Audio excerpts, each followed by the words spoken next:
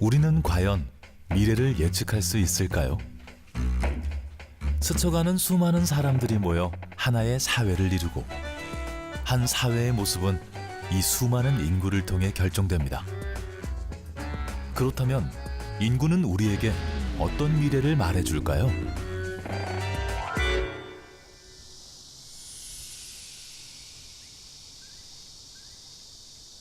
볕 좋은 여름날, 공원 한편이 촬영 준비로 분주합니다. 희끗한 머리카락에 깊게 패인 주름, 나이 지긋해 보이는 이분이 오늘 촬영의 주인공입니다. 이렇게 쓰실 거 아니에요, 저 앞에? 그러면 올해 73세 양성훈 씨인데요. 어머니 손에 늦지막한 나이에 연기자 생활을 시작한 이른바 시니어 모델입니다. 빼시면 안 되죠. 감사합니다.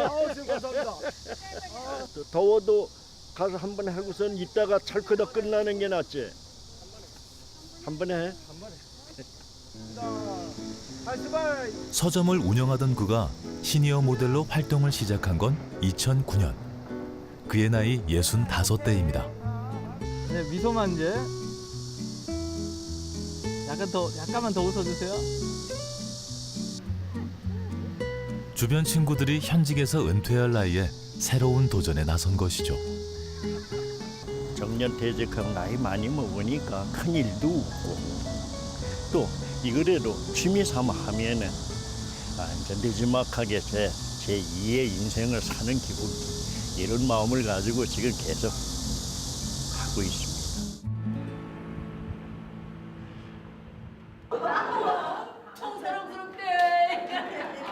그를 다시 만난 곳은 서울의 한 복지관에서 운영하고 있는 시니어 액터스 교실입니다. 60여 명의 시니어 모델들이 이곳에서 연기 수업을 받고 있는데요. 함께 행복한 생활을 할 것을 약속합니다. 기대 수명이 100세에 육박하는 우리나라. 은퇴 후에도 사회 다방면에 참여하려는 시니어들이 늘고 있습니다. 나이가 있다 보니까 약간의 침묵 속에 지내는 시간이 많잖아요. 근데 이런 걸 떠올리면서 앞으로도 우리가 이런 모임에 와서 이런 그 연극 같은 그런 뭐 연극이지 프로그램을 하면서 내가 나이가 많지 않다, 별로 안 들었다는 그런 느낌을 평소 많이 가졌으면 싶어요. 우리나라는 2000년 고령화 사회로 들어선 이후 단 17년 만에 노인 인구 비중이 2배로 껑충 뛰었습니다. 이는 세계 그 어느 나라보다 빠른 속도인데요. 여기서 그치지 않고 초고령 사회 진입 또한 목전에 두고 있는 상황입니다.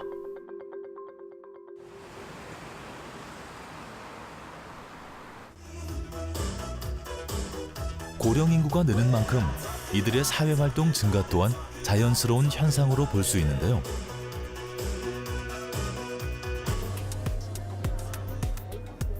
하지만 시니어들의 사회 참여가 다만 적극적인 취미 활동에 그치는 것은 아닙니다.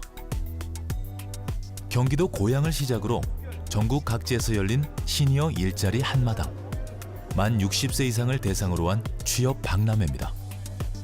사진 촬영부터 즉석 면접까지 한자리에서 이루어졌는데요. 일자리를 찾으려는 시니어들의 발걸음이 끝없이 이어졌습니다. 일을 하고 싶은 마음은 젊은이들 못지않은데요. 이런 기회가 조금 더 많아졌으면 하는 바람을 내비치기도 합니다. 나이가 드니까 확실히 순발력이 떨어지는 건 인정을 해야 되겠더라고요. 그래서 그 순발력이 떨어지는 건 인정하지만 순발력만 필요한 게 이 사회가 아니니까 우리가 가진 경험과 노하우를 같이 어울러서 나간다면 좀 더 바람직한 사회가 되지 않을까요? 그런 기대를 하고 사실은 오랫동안 일하고 싶은데 그게 제 마음대로 되는 건 아니잖아요. 사회의 주변 환경, 그리고 여건, 그리고 자신의 마음들인데 사실은 일할 마음은 많이 있어요. 꼼꼼하게 취업 게시판을 살펴보고 있는 이영훈 씨. 작년에 은퇴를 하고 이번 기회에 새로운 일자리를 찾으러 나왔습니다. 뭐 조직 관리도 해봤으니까 일종의 다 영업 조직 관리 같은데, 예, 영업 조직 관리 시계통 이런데 이런 데는 한번 가볼까 싶습니다. 다 준비 다 해오셨구나 집에서. 왔어요. 예. 이건 복사인 거고. 이왕이면 경력을 이어할 수 있는 일을 찾고 싶은데요. 야, 이렇게 마음에 드는 일자리를 찾을 수 있을까요? 이거는 다행히 면접 기회를 얻었습니다. 급여는 저희는 그렇게 많지가 않거든요. 급여가 보통 많이 저희가 배송 수량에 따라서 이렇게 급여를 받아가시는데 작으신 기본은 있을 거 분들은 아닙니까? 보통 한 60만 원에서 많이 받으시는 분들은 80만 원 정도까지. 얼마 안 되네, 네, 그러면. 그냥 간단하게 일하시는 그런 일자리라고 그때. 보시면 되거든요. 일을 찾는 시니어들의 숫자는 점점 늘고 있습니다. 평균 은퇴 나이 62세. 우리나라 평균 연령이 85세임을 감안하면 20년의 임금 공백은 부담으로 다가올 수밖에 없는 것이죠. 작년 보건복지부의 노후준비 실태조사를 보면 비교적 점수가 높은 건강이나 대인관계에 비해 재무 부분은 54.8점으로 OECD 국가들과 비교해도 최하위권입니다. 은퇴 후의 생활을 위해 다시 일자리를 찾아야 하는 사회. 고령사회 대한민국의 민낯입니다.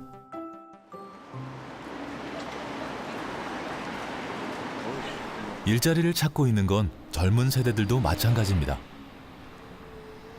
공무원 준비생 40만 시대. 노량진을 필두로 전국의 공무원 학원에는 늘 학생들이 넘쳐납니다. 공시족의 나라라는 말이 실감이 날 정도인데요. 영화 관련 일을 하다 그만두고 다시 취업 준비를 하고 있다는 이진영 씨. 그는 꿈과 현실 사이에서 조금 더 안전한 길을 택하기로 마음먹었다고 합니다. 제가 학생 때만 하더라도 그냥 제가 하고 싶은 일, 가장 큰 일을 뒀는데 이제 좀 사회생활도 해보고 주변 친구들 보니까 마냥 그게 최우선적으로 가치가 있는 게 아니구나. 그래서 지금은 좀 현실적으로 급여라든지 복지 그리고 무엇보다 좀 안정성에 더 의의를 두게 되더라고요. 네. 바쁘게 돌아가던 도시도 잠깐 멈춘 것 같았던 지난 추석 연휴. 정희 씨는 휴일도 반납하고 아침부터 독서실로 향합니다. 이 시간에 독서실을 가세요? 원래 이것보다 빨리 가는데 추석 연휴라서 좀 늦게 가는 편이에요. 올해 4월부터 공무원 시험 준비에 돌입한 정희 씨. 가능한 짧은 수험생 기간을 거치겠다는 마음으로 관리형 독서실에 등록했습니다. 출석 체크 시간을 맞춰야 하는 건 물론이고 독서실 이용 시간 내에는 휴대전화도 사용할 수 없습니다. 공부에 방해돼가지고 그냥 카톡이나 이런 것도 못 보게 하고. 아침 9시에 출석 체크를 한 뒤 조용히 지정된 좌석으로 향합니다. 밤 10시가 돼야 이 공간을 떠날 수 있다는데요. 하루 꼬박 13시간을 독서실에서 보내는 셈입니다. 외환 위기 이후 최악의 청년 실업률, 20대 1에 육박하는 구급 공무원 경쟁률. 요즘 청년 세대들을 나타내는 숫자들은 가혹하기만 합니다. 취직하는 것부터가 일단 너무 힘드니까 처음부터 아예 공무원 마음 먹고 여자들 많이 그만두잖아요. 결혼하고 나면 일반 기업 같은 데서는. 그래서 그냥 안정적으로 일하고 싶어가지고. 안정적인 일자리를 찾아 헤매는 청년들. 이들에게 결혼은 먼 이야기가 된 지 오래입니다. 결혼이라든지 육아라든지 이런 부분은 자기가 이제 책임을 가지고 그 사람들을 충분히 돌볼 수 있을 때 할 수 있는 게 결혼이라고 생각하거든요, 저는. 그래서 일단은 가장 전제 조건이 제가 제 스스로 밥벌이를 할 수 있어야 그것 결혼이랑 육아가 가능하다 생각하거든요. 청년 실업이라는 단어가 낯선 시대도 있었습니다. 7, 80년대 우리나라는 빠른 경제 발전을 이룩했는데요. 이는 베이비 부머 세대가 생산 가능 인구로 진입하던 시기와 맞닿아 있습니다. 생산 가능 인구란 경제 활동을 하는 15세에서 65세 사이의 인구를 말하는데요. 노동과 소비의 주축이 되는 세대로 한 사회의 경제 규모와 직결됩니다. 생산 가능 인구가 늘어나면 경제는 성장하고 반대로 줄어들면 축소될 수밖에 없는 것이죠.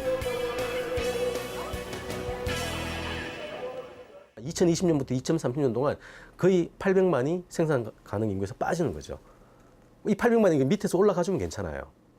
근데 지금 태어나는 친구들은 뭐 36만, 40만 이렇습니다. 자, 한국 경제의 지금까지의 소위 모델들을 유지할 수 있을까요? 안 되는 것이죠. 생산의 주체로서뿐만 아니라 생산을 해서 돈을 벌어서 가처분 소득이 생겨야 소비가 되는 것인데 생산부터 막혀 있으니 소비까지 될 턱이 없는 것이죠. 즉 악순환의 경제고리에 빠져들 수밖에 없는 것이죠. 베이비부머 세대의 은퇴와 오랜 저출산이 맞물리면서 우리나라의 생산 가능 인구는 올해를 기점으로 줄어들기 시작합니다. 생산 가능 인구가 급속도로 감소한다 하여 이를 인구 절벽이라고 부르는데요. 이때 사회적 이슈로 떠오르는 것이 부양의 문제입니다. 인구 절벽 전인 2005년까지만 해도 생산 가능 인구 7명이 노인 1명에 대한 부양의 부담을 나눠 가졌습니다. 하지만 인구 절벽 이후인 2020년이 되면 노인 1명을 생산 가능 인구 4명이 부양해야 하는 상황이 옵니다. 2050년이 되면 어떨까요? 생산 가능 인구 1명의 어깨에 노인 1명이 올라탄 모양새. 목말을 태우듯 부양의 부담이 1대1이 되는 이른바 목말 사회가 됩니다. 인구 절벽은 목말 사회의 시발점인 셈입니다. 베이비 부머라는 굉장히 큰 세대가 있었어서 그동안 시장이 굉장히 확대되었던 거예요. 근데 이분들이 이제 은퇴를 해서 노동시장에서 나가게 되면은 그러면 시장은 줄어드는 거고, 그럼 시장이 확 줄어들게 되면 당연히 경제가 잘 안 돌아가요. 그럼 이분들을 위해서 지금 경제가 잘 돌아야만 세금도 많이 내서 이분들을 위한 뭘 이렇게 사회적 부양을 해드릴 수 있는데 그게 또 어려워지는 겁니다. 그렇다면 생산 가능 인구는 한 나라의 사회, 경제를 발전시키는데 얼마나 중요한 역할을 할까요? 그 잠재력을 지켜볼 수 있는 나라, 베트남입니다.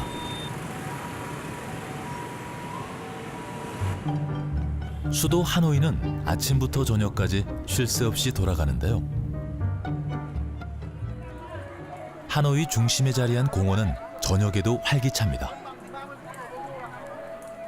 더위를 피해 나온 시민들 한편으로 웨딩 촬영을 나온 예비 부부가 눈에 띄는데요. 누가 봐도 행복한 모습이죠. 그런데 한 커플만이 아닙니다. 웨딩 촬영 중인 예비 부부들이 골목마다 자리를 차지하고 있는데요. 밤마다 펼쳐지는 진풍경입니다. 이곳에선 익숙한 모습이라고 하네요. Trong những cái khoảng thời gian mà ở đây bọn mình gọi là mùa cưới ấy, thì trong những thời gian cao điểm thì bên mình đón nhận cái sự khách hàng đến mà sử dụng dịch vụ của mình thì rơi khoảng tầm để một chuỗi ăn cưới thì rơi khoảng tầm 3 đến 400 cặp đôi một tháng, một tuần từ 3 đến 400 cặp đôi một tuần. 하노이 시내에 자리한 한 웨딩 스튜디오.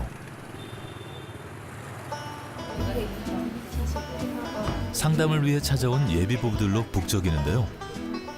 베트남의 평균 결혼 연령은 24.6세. 우리나라와 비교하면 훨씬 낮습니다. 20대 중반이 되면 자신의 짝을 찾아 결혼하는 것이 당연한 사회 분위기라고 합니다. Hai vợ chồng dự tính là sau khi kết hôn xong thì sẽ sinh khoảng 2 cháu, sẽ là một nam một nữ. Nhưng mà bố mẹ thì có nói là sẽ đẻ thêm khoảng 3 đứa. 예비 부부들이라면 누구나 이야기하는 숫자 바로 2입니다. 곧 결혼을 앞둔 이들도 마찬가지인데요. Đẹp nhất thì vẫn là 2, một trai một gái là đẹp nhất. 자녀 수 2명에는 어떤 비밀이 숨겨져 있을까요? 인구에 관련된 다양한 정책 틀을 펼치고 있는 베트남 인구국. 베트남 정부의 주요 부처 중 한 곳인데요. 이곳의 핵심 정책이 바로 합계 출산율 2를 유지하는 것입니다. 이들에게 숫자 2는 곧 골든 넘버입니다. 비교적 출산율이 높은 시골 지역에는 피임 교육을, 출산을 기피하는 도시에는 출산 장려 정책을 펼치며 합계 출산율 2를 유지하기 위해 노력 중인데요. 이들이 숫자 2를 골든 넘버라 이름 붙인 것은 두 사람이 만나 아이 둘을 낳는 것이 현재 인구를 유지하기 위한 황금률이기 때문입니다.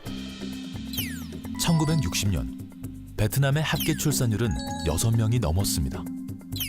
정부는 산하 제한 정책을 펼쳤는데요. 2000년대가 돼서 합계 출산율이 2까지 떨어지자 이후에는 2명을 유지하기 위한 정책을 시작했다고 합니다. Đây là mục tiêu chính của tổng cục dân số nói riêng và của đất nước Việt Nam nói chung. Bởi vì sinh ít con thì sẽ phát triển kinh tế xã hội, sẽ góp phần phát triển kinh tế xã hội. 인구국 회의에서 눈에 띄는 한 사람, 서울대학교 보건대학원 조영태 교수입니다. 저출산 국가의 전철을 밟지 않겠다며 한국의 전문가를 자문으로 초청했다고 합니다.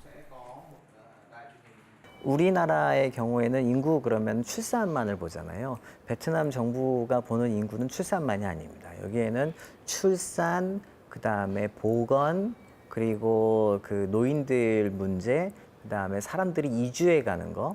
왜냐하면은 지금 중국에서도 그랬고 우리나라도 그랬고 아주 많은 사람들이 발전 단계에서 농촌에서 도시로 이주를 하잖아요. 그 이주하는 거를 막기 위해서 지금 어떤 정책을 펴야 되느냐 이런 것도 다 포함이 되고요. 그다음에 인구 정책은 인구국에서만 하는 게 아니라 국회에 인구와 관련되어 있는 또 위원회가 따로 있습니다. 거기에서 모든 중요한 결정들을 또 내려주는데 거기가 포함될 만큼 굉장히 중요한 그렇게 생각하고 있는 게 인구이죠. 이런 노력을 통해 베트남은 생산 가능 인구 비중을 아시아 최상위권으로 유지 중입니다. 1억에 가까운 베트남 인구 중 30대 이하의 비율은 70% 이상. 평균 연령은 28세입니다. 황금기에 있는 이 인구 구조를 무너뜨리지 않기 위해 베트남 정부는 계속해서 노력 중인 것이죠. 과연 베트남의 젊은 인구 구조는 어떤 나비 효과를 불러올까요? 하노이 근교에 있는 시골 마을 하이퐁. 지난 4월 새롭게 문을 연 신발 공장입니다. 부산에 본사를 두고 있는 신발 제조업체가 베트남에 제조 공장을 연 건데요. 작년까지 개성공단에 입주해 있었던 이 업체는 공단 폐쇄 이후 고심 끝에 베트남으로 생산 라인을 옮겨왔다고 합니다.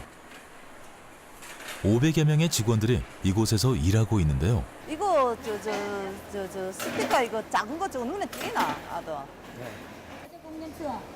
이곳의 대표인 백미옥 씨. 부산과 하노이를 오가며 생산 라인을 관리하고 있습니다. 앞으로 2배 이상 직원을 늘릴 계획이라고 하는데요. 베트남으로 공장 이전을 결심한 데는 결정적인 이유가 있었다고 합니다.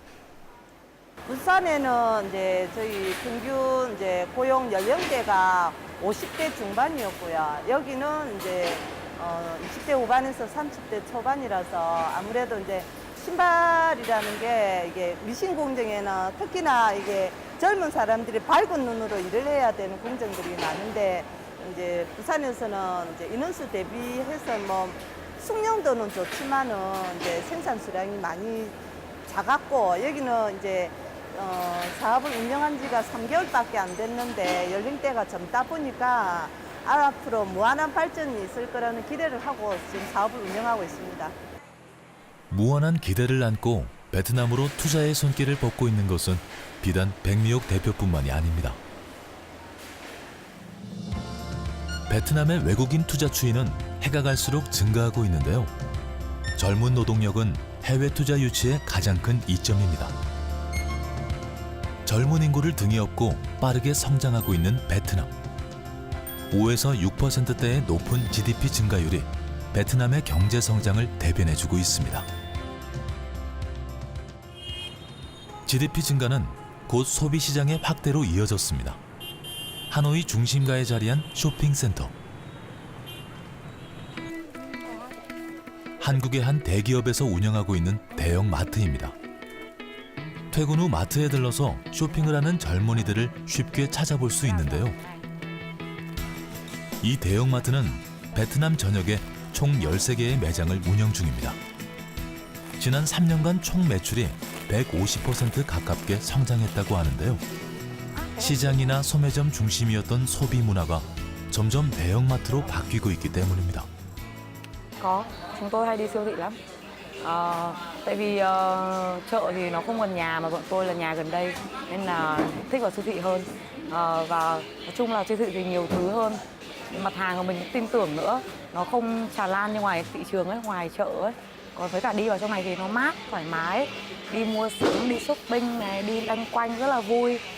giải trí mà.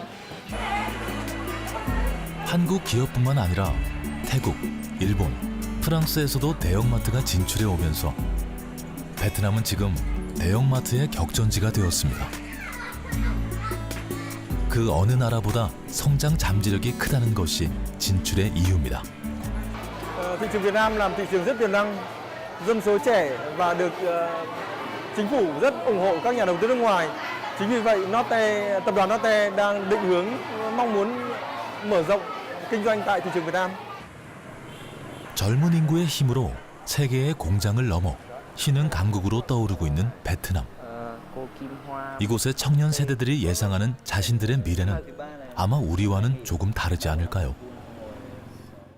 Nghĩ là sau khi tốt nghiệp, nếu mà ai mà trong quá trình học mà có cố gắng, có đủ thực lực để đáp ứng điều kiện nhu cầu của nhà tuyển dụng thì chắc chắn là sẽ xin được việc. Nghĩ thế. 우리보다 앞서 인구 절벽을 경험한 나라 일본. 어쩌면 우리의 미래를 일본에서 엿볼 수 있지 않을까요?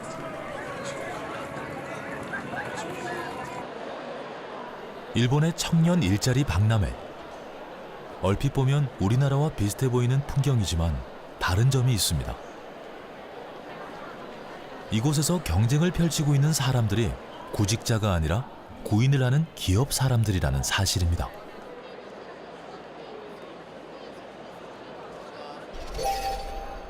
(100% 정규직 채용)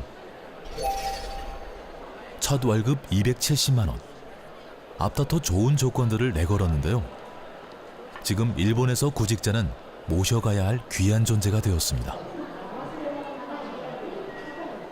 10여 년 전만 해도 청년 실업률이 10%에 육박했던 일본. 그런데 그 사이 무슨 일이 일어난 것일까요? 인구 구조의 변화를 보면 답을 알 수 있습니다. 고령화 저출산으로 인해 퇴직자 수는 많아진 데 비해 기업에서 일할 청년층 인구의 숫자는 줄어들었습니다. 여기에 아베노믹스의 성공이 맞물리면서 일본은 구직자들의 천국이 됐습니다. 高校生のこの春の就職率というのは 98% というふうになっておりまして、こちらは過去最高水準という状況になっています。それから大学生につきましては 97.6% ということでありまして、これは統計を取り始めて以来ですね、過去最高という状況になっています。 현재 일본은 일하고 싶으면 언제든 일할 수 있는 완전 고용 상태라고 봐도 무방합니다. 2014년 이후 일본의 1인당 일자리 개수가 1개를 넘어섰기 때문이죠. 우리나라도 이런 꿈 같은 일이 가능할까요? 일본 취업 시장이 호황을 맞은 뒤에는 인구 구조의 변화와 함께 중소기업들의 활약 또한 있었습니다. 오사카에 위치한 아오키 제작소. 1961년 평범한 철공소로 문을 연 이곳이 유명세를 타기 시작한 건 항공기 부품을 생산하고부터입니다. これが複合材っていう部品になります。で、この材料が使われている、もうこの部材が使われているのがこの飛行機で言いますとこのお腹の部分。もうかれこれ55年、56年ですね。創業して経ちます。で、今航空宇宙が少しメインでやっておるんですけど、それまではもう農機具とか一般部材とか、そういうプラント関係とか、いろんなものづくりですねっていう業界ではやってきました。でそれが、30年ほど前から航空機っていう形の業界に入りまして、でそこから航空宇宙という形で今メインでやっておる会社ですね。はい。 아오키 제작소는 항공기 도어와 복합 소재를 활용한 우주선 부품 등을 주력 상품으로 제작하고 있는데요. 세계적으로 기술력을 인정받아 보잉사의 1차 협력업체가 된 곳으로 일본의 대표적인 히든 챔피언 기업 중의 하나입니다. 한 분야의 시장 점유율이 세계 3위 안에 드는 기업. 잘 알려지지 않았지만 세계적인 경쟁력을 갖춘 기업을 히든 챔피언이라고 부릅니다. 기술력을 갖춘 탄탄한 기업이라는 이야기인데요. 버블 경제 속에서 아오키가 살아남을 수 있었던 이유도 여기에 있습니다.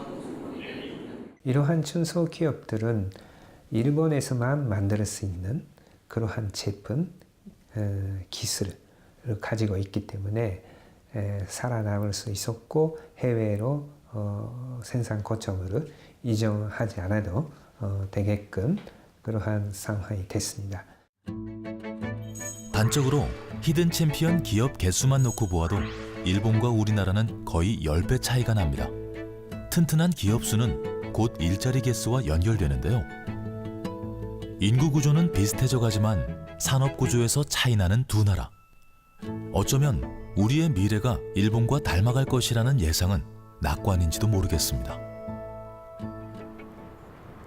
안정적인 산업과 인구 사이의 영향은 후쿠이현에 자리한 사바에시에서도 엿볼 수 있습니다.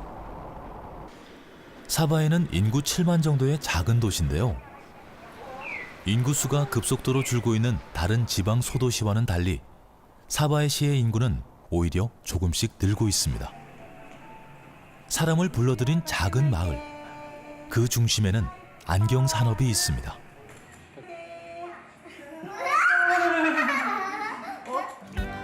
사바에시에서 생산하는 안경테의 일본 내 시장 점유율은 90%에 육박하는데요. 마을의 중심에 자리 잡고 있는 이곳은 중소기업이 공동 운영하는 안경회관입니다. 今はですね、人口と企業の数としては、だいたい250社ぐらいで、関わる人口としては4300人ほど、メガネの産業に携わっております。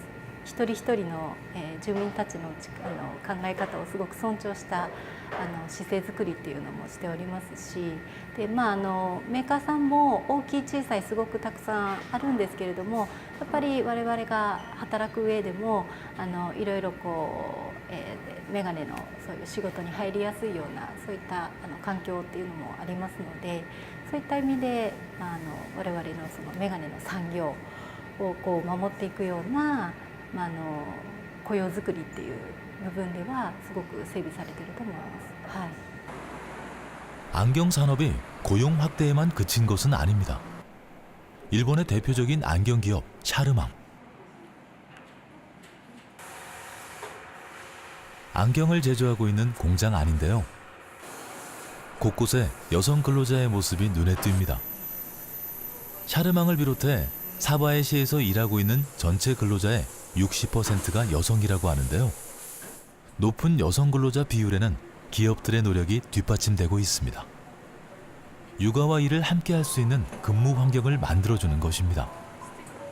5時半まで仕事をしていて、10分間掃除してから帰るので、帰るのが6時過ぎだったんですけど、今は4時半までになったので、帰るのが5時ぐらいになるので、保育園のお迎えとかも行けるし、子供の相手とかご飯の準備とかもできるのですごい助かっています。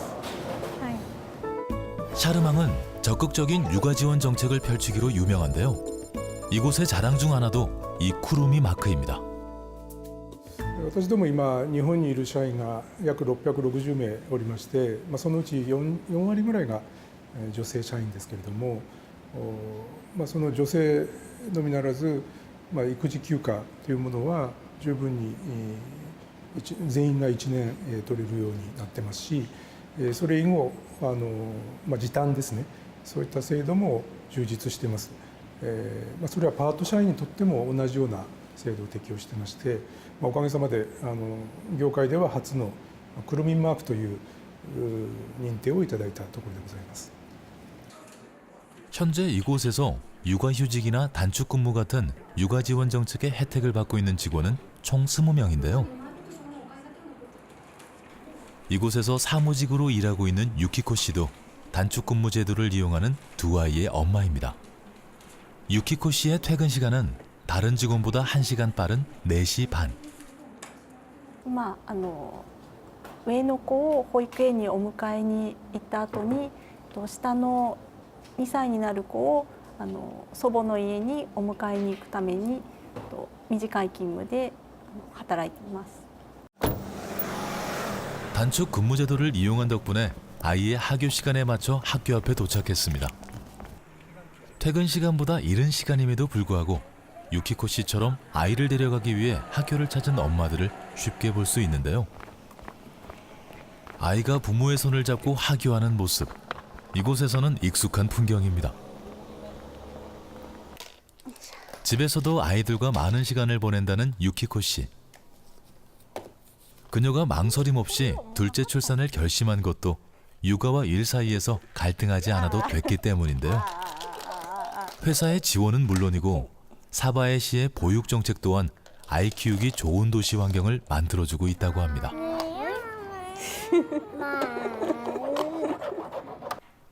덕분에 아이들도 행복하게 자라고 있죠.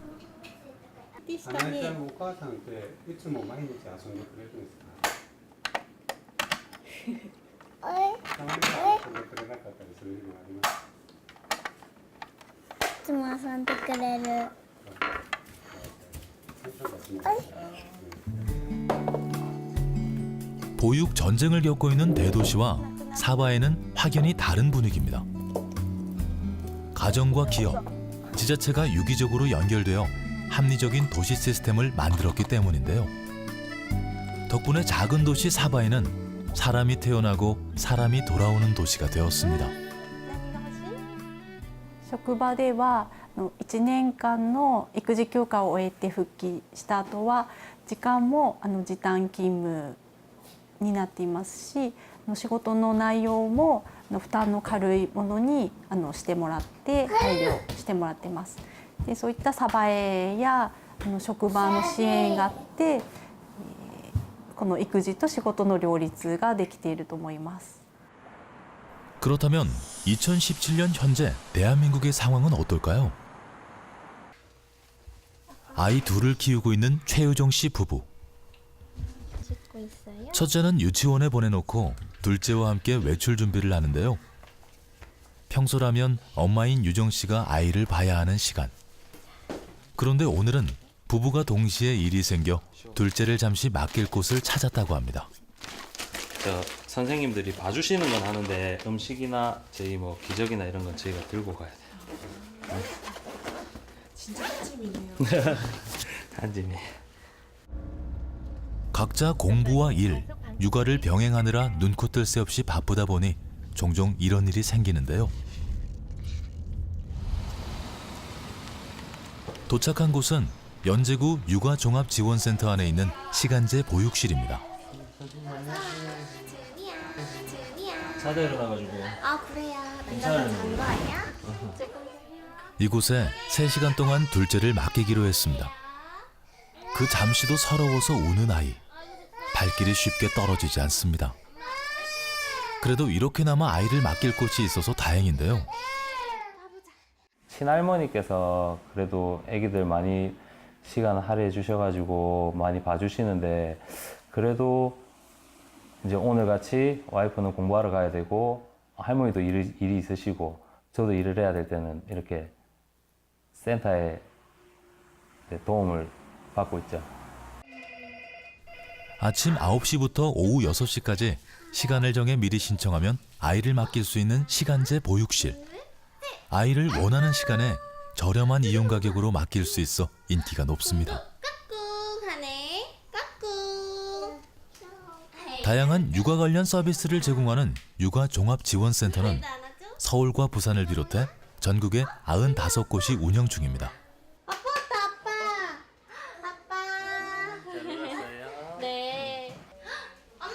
정부는 이처럼 출산과 보육에 많은 예산을 투자하며 출산율 반등을 꿈꾸고 있지만 그렇게 쉽게 해결될 문제가 아니라는 게 아이를 키우는 엄마의 생각입니다.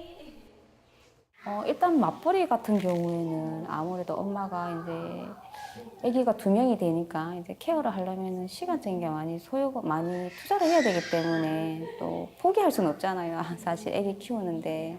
그러니까 직장을 많이 그만두게 되니까 이제 외벌이가 이제 되면은 이제 수입이 많이 줄어들고 그러니까는 사교육도 나중에는 이제 힘들어지겠죠. 그러면서 이제 포기를 하고 하나는 놓고 말겠다. 그런 게 아무래도 가장 큰 것 같아요. 2006년부터 10여 년간 저출산 고령화 대책에 들어간 정부 예산만 약 150조 원. 하지만 출산율 지표는 제자리인데요. 쏟아부은 예산이 저출산 문제를 해결하는 효과는 없었다는 것이죠. 단순하게 출산 뭐 1명, 2명 돈 현금 얼마 주겠다.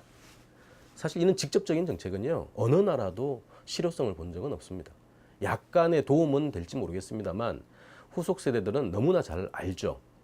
돈 100만 원, 200만 원, 1000만 원, 2000만 원의 소위 출산이라는 위험한 카드를 꺼내들 만큼 요즘 청년 세대들은 그렇게 약하지 않다는 거죠. 학력도 굉장히 높고요. 본인들이 소위 커리어와 출산에 대한 정확한 이 비용과 편익 비교를 할 수 있는 능력을 갖춘 세대예요. 따라서 저출산은 포기라기보다 어쩌면 굉장히 자연스러운 경제적 선택의 결과일 뿐이죠. 2017년 대한민국. 올해 우리나라 출산율은 역대 최저가 예상됩니다. 지난 15년간 이어져 온 저출산은 우리나라 인구 구조를 완전히 바꿔놨습니다. 저출산 고령화 문제에 대한 해결의 실마리를 고민하는 동시에 사회 변화에 대비해야 할 때입니다. 변화의 조짐은 이미 나타나고 있습니다.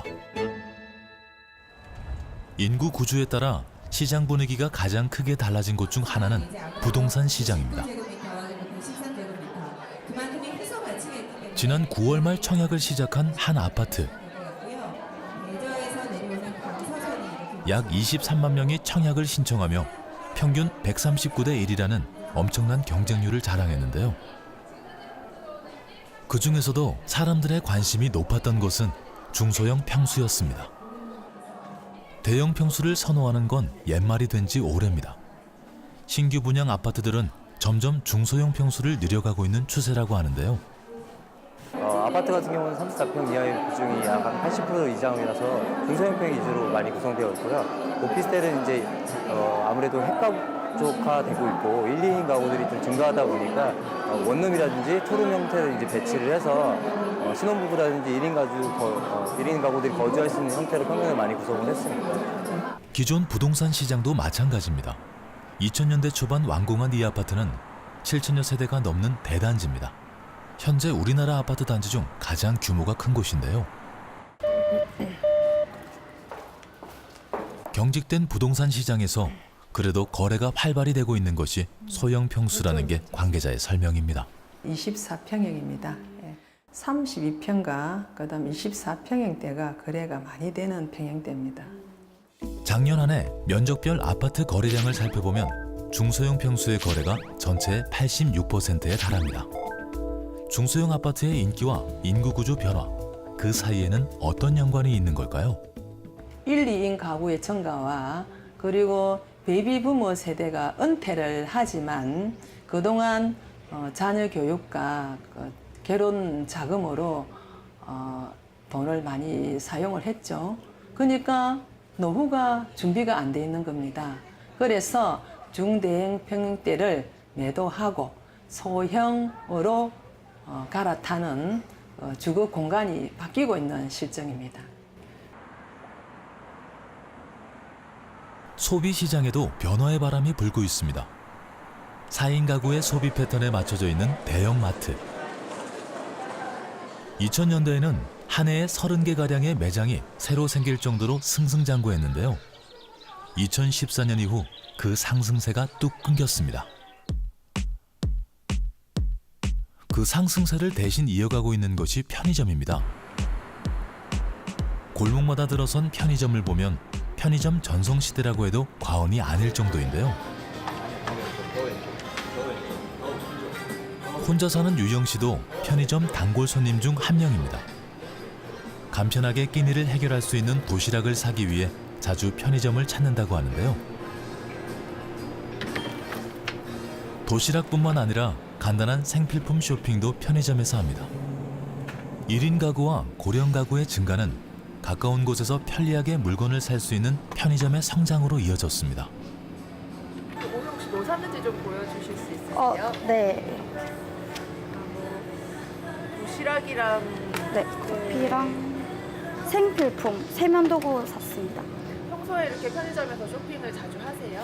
네, 아무래도 대형마트는 멀기도 하고 가까운 편의점을 주로 이용하는 편이고요. 또 제가 자취를 하다 보니까 굳이 뭐 대용량으로 살 필요 없고 그때그때 필요한 용품을 사러 오는 편입니다. 편리한 접근성과 다양한 서비스를 앞세워 편의점은 날로 성장 중입니다. 택배를 보내거나 공과금을 납부할 때도 혹은 간단한 상비약을 살 때도 가까운 편의점을 찾는 시대. 한 편의점당 하루 평균 고객 수가 400명에 가깝다고 하는데요. 편의점 시장의 상승세는 놀라울 정도입니다. 2010년 16,000여 개였던 점포 수가 3만 개를 돌파했고 전체 매출은 20조 원을 넘어섰습니다. 그야말로 고속 성장입니다. 저희가 이제 매출액 기준으로 봤을 때는 이제 전년 동기 대비해서 그냥 11.4% 정도 이제 상반기에는 지금 성장하고 있고 하반기도 이제 계속 지속적으로 유통 시장은 침체되고 있지만은 저희 편의점 쪽에서는 지속적으로 성장하고 있습니다. 2000년대 화려한 전성기를 구가했던 패밀리 레스토랑의 숫자도 점점 줄고 있습니다. 한때 전국의 매장 수가 60여 개에 달했던 이곳도 현재는 절반인 30개 정도로 운영 중인데요. 올해 들어 새로운 마케팅을 시작했습니다. 이른바 혼밥 쪽을 위한 좌석을 확대하고 1인 코스 메뉴를 선보인 것인데요. 인구 변화의 한가운데서 살아남기 위한 돌파구를 마련한 것이죠. 반응은 나쁘지 않습니다.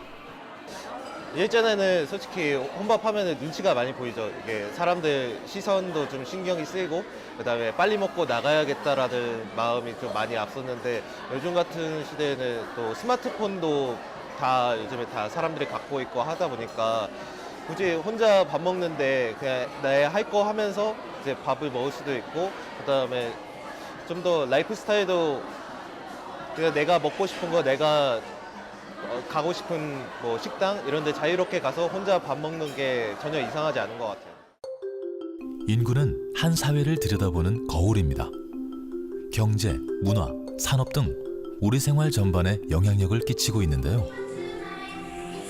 우리나라는 인구의 중요성을 인식하고 7월 11일을 인구의 날로 정했습니다. 올해 인구의 날 슬로건은 도와주는 아빠에서 함께하는 아빠로입니다. 도와주는 아빠에서 아빠의 적극적인 육아 참여로 저출산 문제 해결에 한 발짝 다가가겠다는 의미인데요. 이처럼 우리나라 인구 문제 해결의 초점은 여전히 저출산에 맞춰져 있습니다.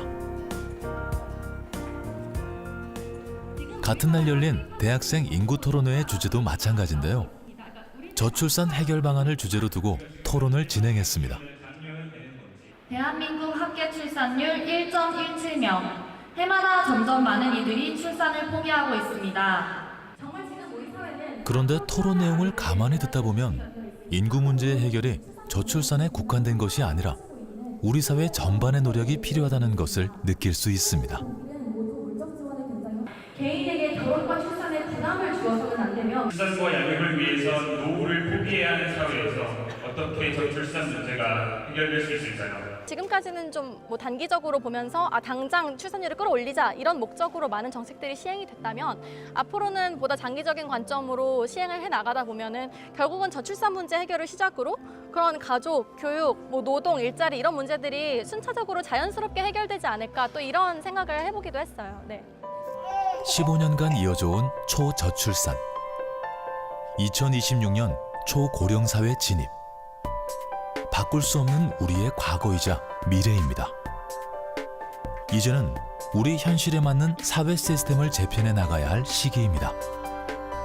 예정된 미래를 어떻게 준비하느냐는 인구 절벽 시대를 살아가는 우리의 손에 달려 있습니다.